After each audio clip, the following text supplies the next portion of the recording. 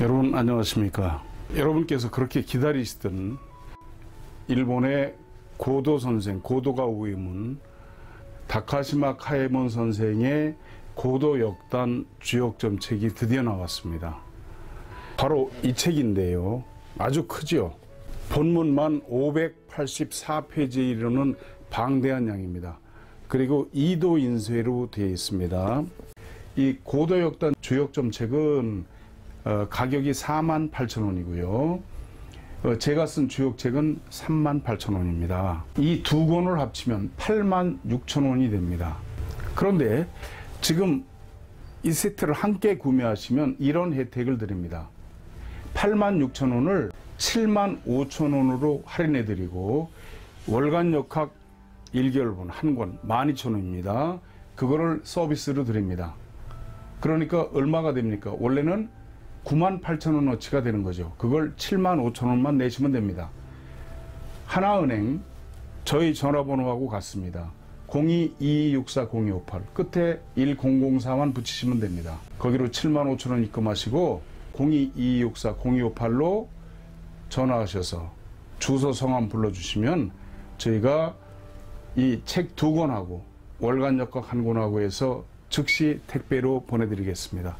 많이 신청해 주시기 바랍니다. 규슈 출신인 역사 힘쓰는 사람이죠.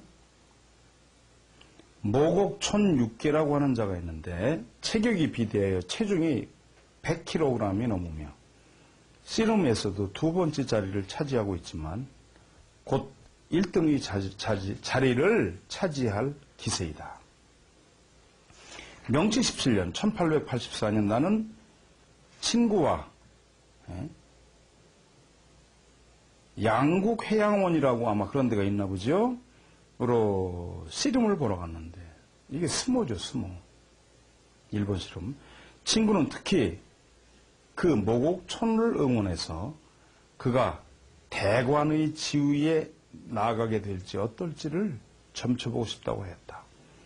이에 입사하여 무망의 초유를 얻었다.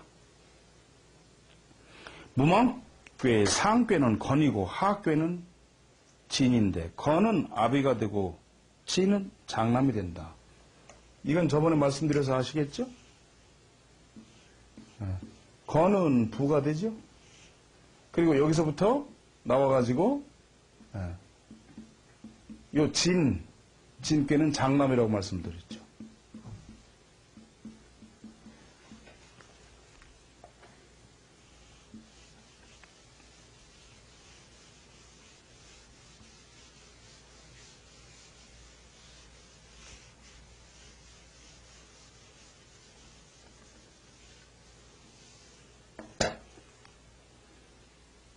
그리고 둘째 아들 중남은 뭐가 됩니까?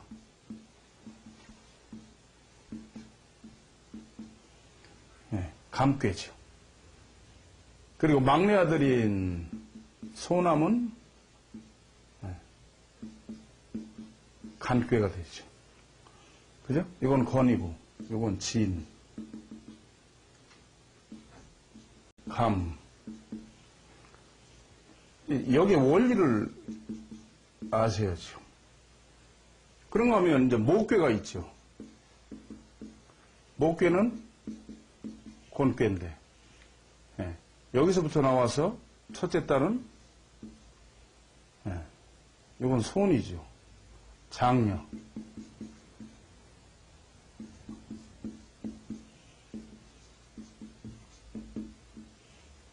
그 다음에, 이건 이괴. 이건 중녀죠. 그리고 요건 태죠. 요건 소녀. 작은 딸이죠.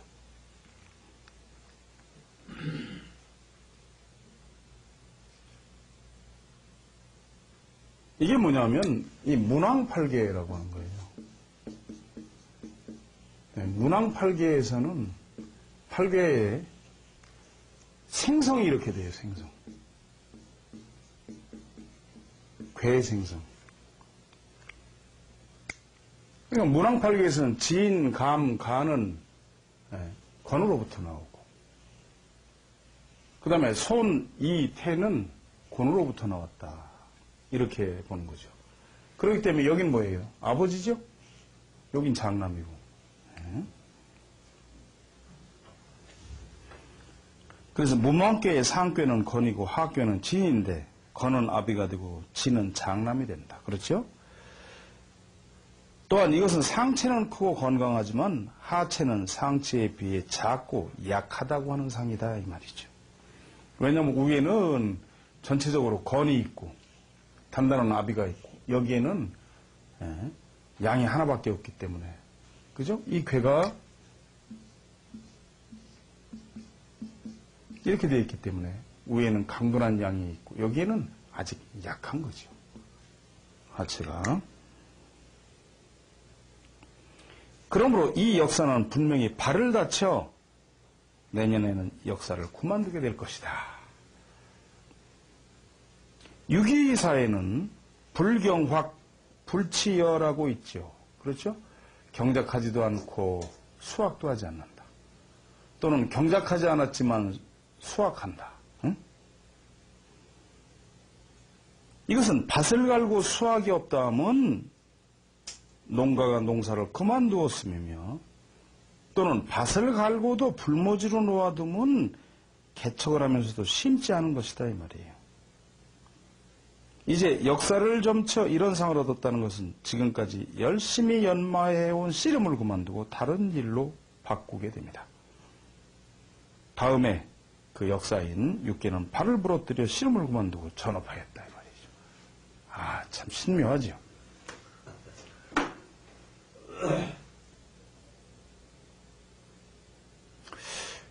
그 다음 점을 보시면 명치 14년 1881년 1월 추위를 피해서 열해라고 하는데 묵고 있었는데, 그건 이제 온천지대거든요. 굉장히 거기가 좋습니다. 열해는 영천이 병을 치유할 뿐 아니라 산을 등지고 있어서 서북의 열풍을 맞고 바다에 면하여 신선한 바닷바람을 받아 기후가 온화하고 풍경 또한 좋아서 가을이나 봄에는 동경과 요코하마에서 많은 방문객이 이어지는 곳이다.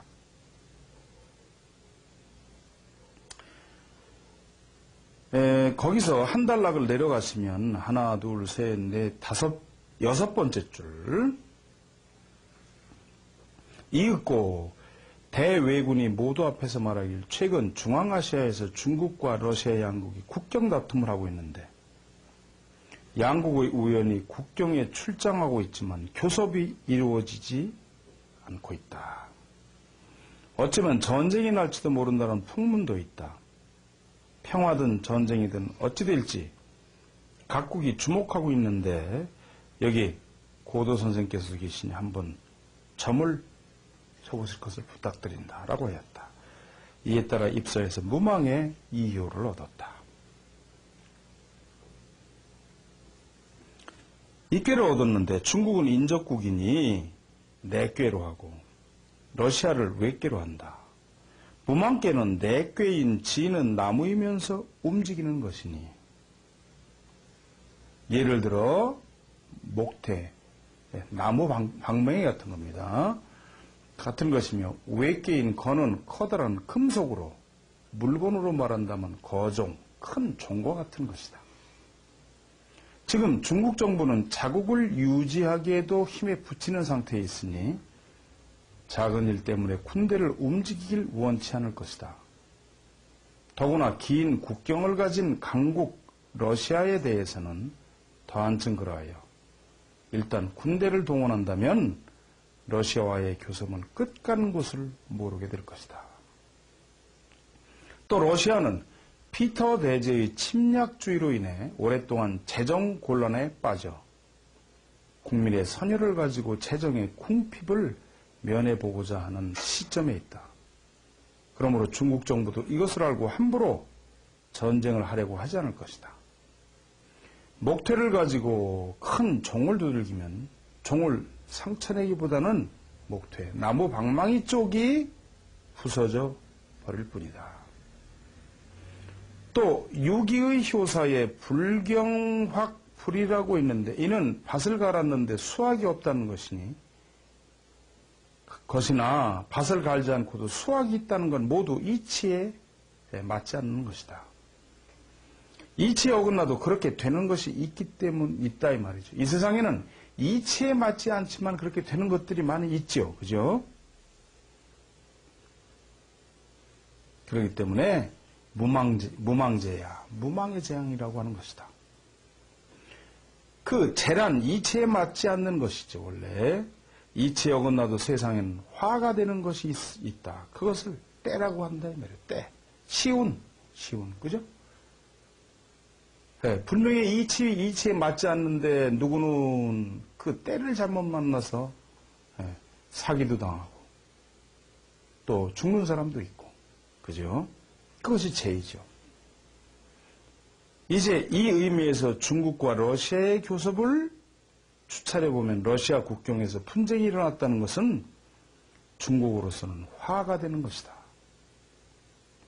그러나 중국 정부는 이것이 재앙임을 알고 스스로 나아가 화를 무릅쓰는 우를 저지르지는 않을 것이다. 그러므로 청국 정부는 분명히 러시아의 뜻에 저항하지 않고 토지를 양도하거나 이익을 주고 국면을 평화롭게 해결하여 결코 병력이 호소한 일이 일어나지 않을 것이다. 이때 함께 자리한 손님 중에는 손을 치며 역점에 감탄하는 사람과 의심하여 납득하지 못하는 사람이 있었다. 그러나 그 후 과연 이 점대로 되었음은 세종 사람이 잘 알고 있는 바이다.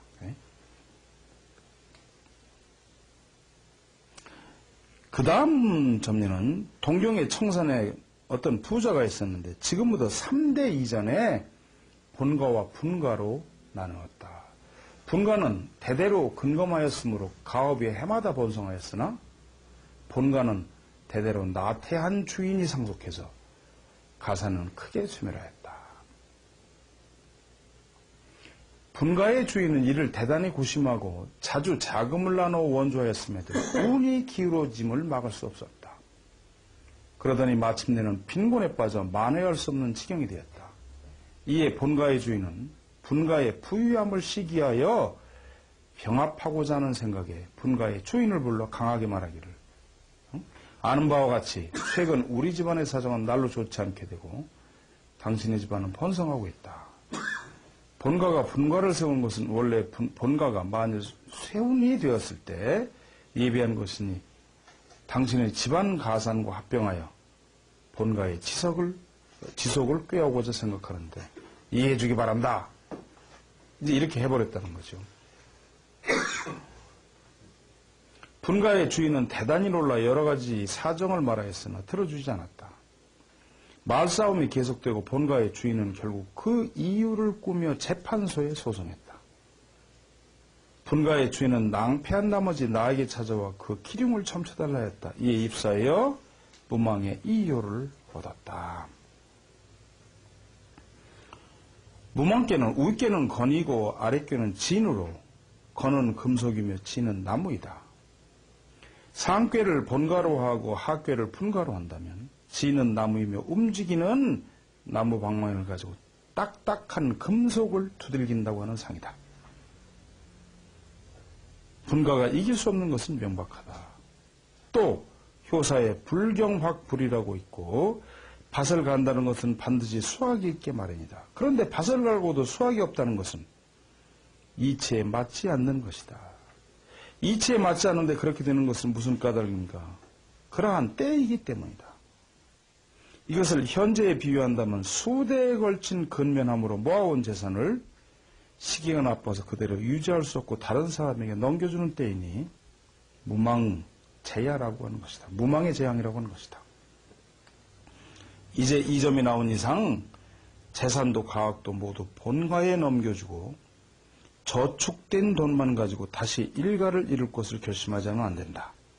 그리고 부지런히 노력한다면 다시 번성해서 지금이 몇 배 되는 부유함을 얻을 수 있을 것이다.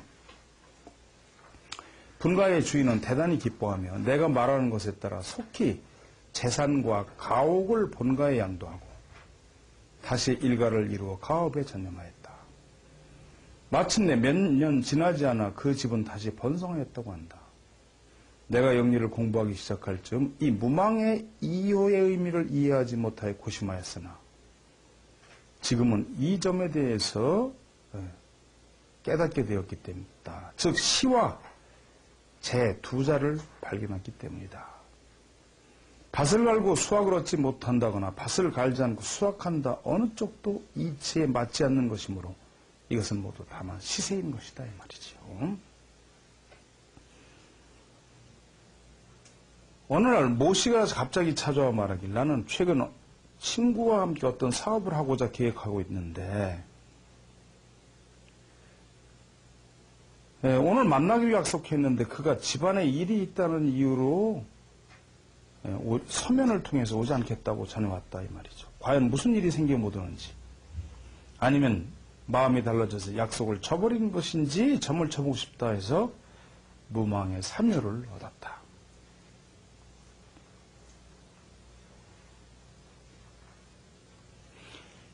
그 사람은 친척인지 아는 사람의 부탁으로 아내를 시켜 멀리서 온 사람을 기숙하게 하였는데 그 아내가 그와 눈이 맞아 도망가 버렸을 것이다.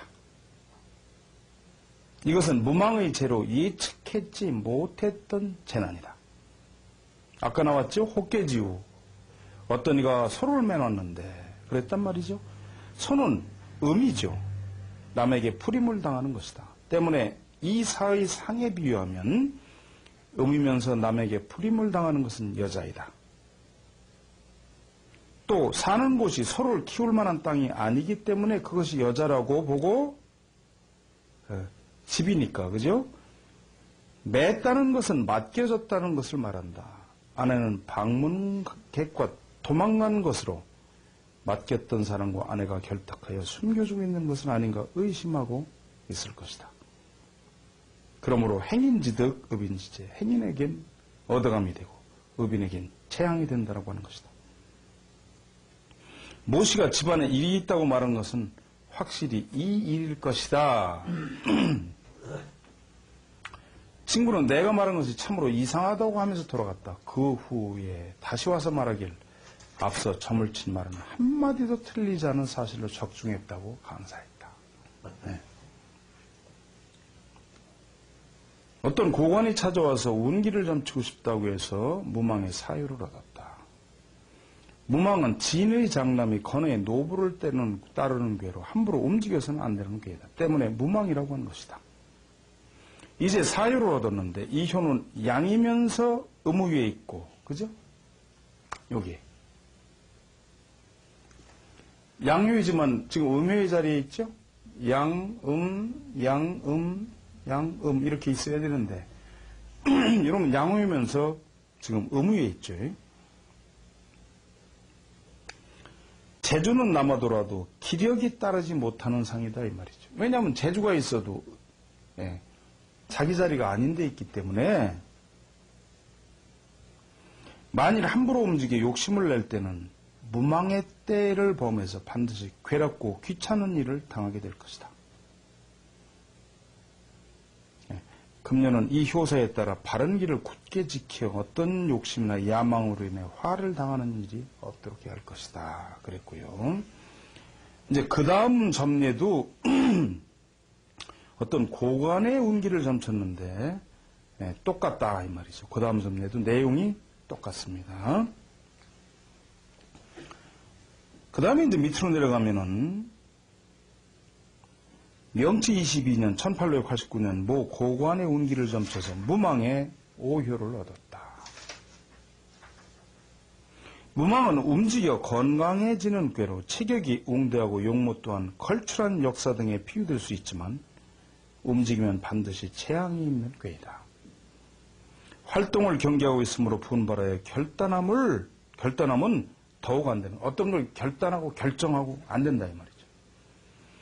고민되는 일이 있다 해서 무망의 재앙을 각오하고 스스로 판단해서 재앙을 일으켜서는 안 된다. 이것을 무망지질 물약유희 무망의 재앙이니 함부로 약을 쓰지 말라. 쓰지 않아야 기쁨이 있다라고 하는 것이다. 아무리 어려운 병에 걸려도 자연에 맡긴다면 원기가 회복되어 치유될 수 있지만 함부로 약을 쓴다면 오히려 다른 병을 유발할 우려가 있다. 이처럼 무망의 때에는 함부로 움직이지 말고 혼자서 판단해서는 안 된다. 그런데 모 고관은 이 점에 따르지 않고 마침내 분규를 일으켜 다음에 현직에서 물러나게 되었다. 그 다음에 이제 명치 25년 1892년 8월 이 사람의 아우인 우위문이라는 사람이 아마 친동생은 아니고 그 고도가의 사제인가 봐요. 이름이. 대장이 막히는 병을 알아서 의사를 찾아가 진찰을 받고 수일간 약을 먹었으나 치료되지 않았다. 의사가 개복수술을 해야 한다고 하였으므로 다른 유명한 의사를 찾아 의논하고 싶다고 하였다. 이에 시술에 적부를 점쳐 무망의 오효를 얻었다. 무망은 스스로 구하지 않았는데도 뜻밖의 화가 있는 때이니 아우의 병도 자연 발생한 것이다. 그러므로 절개 수술 같은 인위적 피로를 가하는 것은 좋지 않다. 자연에 맡기고 기다린다면 3주. 지는 동방이거든요. 동박은 38목이기 때문에 3주 정도 지나 반드시 쾌유될 것이다. 이에 따라 약만 먹고 수술은 하지 않았는데 3주가 지나서 완전히 치유되었다.